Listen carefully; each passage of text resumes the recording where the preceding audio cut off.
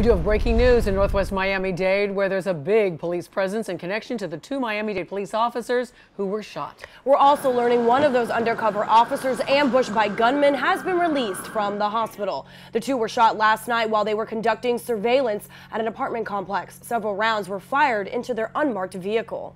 And we do have team coverage this noon for you. Local 10 News reporter Glenna Milberg is in northwest Miami-Dade. That's where there is that big scene happening right now with police. And Local 10 News reporter Ian Margle is at the scene of the shooting. Local 10 News reporter Larry Livingston is live outside Jackson Memorial Hospital, where those officers were taken after being shot. But let's get things started with Glenna.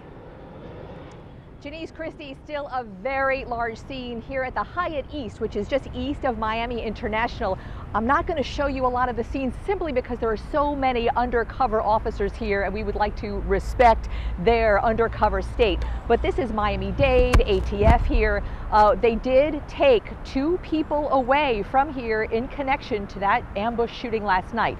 Let me take you to some video of one of the young men they have in custody. If you remember, last night, officers said they were looking for 6 people in connection to the shooting of those two officers. They have 2 people in custody right now. One of them we know is this young man they put in the back of a police car and took away another young man as well.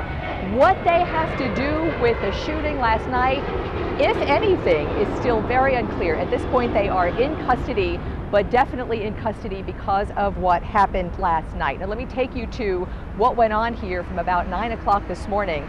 There was a tip from the community to the police task force working last night, a tip to come to this hotel, and on the 3rd floor they did find these guys who are locals, they say. So what they were doing at this hotel, why they picked here to hide out, still not very clear. But swarm of officers, largely undercover, came here this morning. You had ATF undercovers, Miami-Dade undercovers, a lot of people who were working that gang task force last night in which the 2 officers were part, and that is why they continued the operation here today and took away these guys. Now, why are these officers involved? Well, this is a gang task force targeting this area of northwest Miami-Dade last night, where there have been a lot of shootings when the 2 were ambushed, and so a lot of the people they work with were here on this tip call from the community to take these 2 guys into custody this morning.